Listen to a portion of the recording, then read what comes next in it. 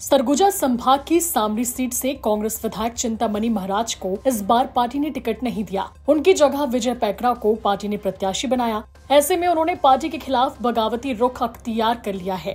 इतना ही नहीं, वे अब बीजेपी में भी जाने के लिए तैयार हैं। महाराज ने बताया कि बीजेपी उन्हें 2024 में लोकसभा चुनाव में उतारने के लिए तैयार है, लेकिन उन्होंने अगले महीने अंबिकापुर से विधानसभा चुनाव लड़ने की शर्त रखी है और अगर पार्टी उनकी शर्त को मानती है तो वो बीजेपी में शामिल होने पर विचार कर सकते हैं।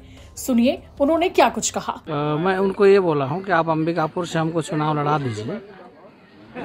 तो उनका ये कहना था कि अभी जो तैयारी कर रहे हैं उन लोग नाराज हो जाएंगे। तो उसमें मेरा ये कहना है कि आप 6 महीना के लिए लड़ा दीजिए, वो लोकसभा देने को तैयार हैं। तो मेरा कहना है अभी आप विधानसभा लड़ा दीजिए, 6 महीना बाद लोकसभा होना है। तो लोकसभा में मैं विधानसभा छोड़ के उसमें चला जाऊंगा और जो अभी लड़ना चाहते हैं वो विधानसभा लड़ लेंगे। ये हमारा शर्त है, अगर वो मानने को तैयार हैं तो मैं आऊँगा, नहीं तो जहाँ पर हूँ वहाँ पर ठीक है। अगर आपकी शर्त मान ली जाती है तो? अगर शर्त उन लोग मानने को तैयार हैं तो हम भी विचार करने को तैयार हैं। बता दें कि अंबिकापुर सीट से टीएस सिंहदेव फिर से मैदान पर हैं। वो यहां से 3 बार चुनाव जीत चुके हैं। ऐसे में बीजेपी उन्हें टक्कर देने के लिए किसी मजबूत प्रत्याशी की तलाश में है और इसीलिए अंबिकापुर सीट पर पेच अभी तक फंसा हुआ है। रविवार को चिंतामणि महाराज ने एक धार्मिक आयोजन किया। इसमें शामिल होने बीजेपी नेता बृजमोहन अग्रवाल और विष्णुदेव साय पहुंचे। इसी दौरान महाराज और बीजेपी नेताओं के बीच ये बातचीत हुई। बृजमोहन अग्रवाल ने उनके बीजेपी में शामिल होने के संकेत भी दे दिए। सुनिए उन्होंने क्या कुछ कहा। देखिए, चिंतामणि महाराज जी के साथ में जो कुछ हुआ है वो अन्याय हुआ है और वो दुखी हैं। हम उनके दुख में भागीदार बनने आए। न्याय करेंगे। अब न्याय तो कांग्रेस पार्टी में है, कांग्रेस पार्टी न्याय करेगी। नहीं आप न्याय करेंगे। काफी लंबी कांग्रेस पार्टी न्याय करेगी उनके साथ में।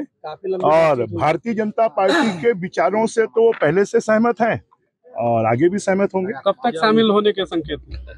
अब वो आप उनसे पूछिए। वहीं चिंतामणि महाराज के बीजेपी में शामिल होने की बात पर कांग्रेस का भी रिएक्शन सामने आ चुका है।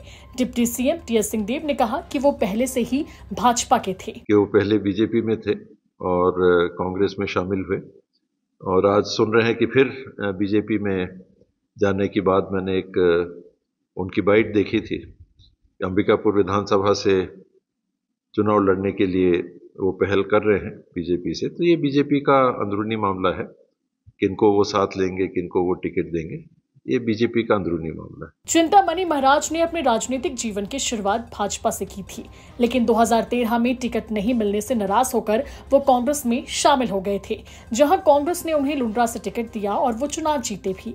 जिसके बाद 2018 विधानसभा में कांग्रेस ने अपनी रणनीति के तहत चिंतामणि महाराज को सामरी से टिकट दिया और वो वहां से भी चुनाव जीत गए।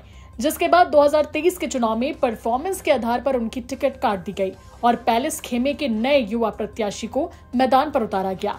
तब से ही कयास लगाए जा रहे थे कि चिंतामणि कांग्रेस की चिंता बढ़ा सकते हैं और अब चिंतामणि महाराज ने खुले तौर पर कह दिया है कि वो बीजेपी में शामिल होने का विचार कर सकते हैं। अब देखने वाली बात होगी कि चिंतामणि के बीजेपी में शामिल होने से कांग्रेस की कितनी चिंता बढ़ सकती है।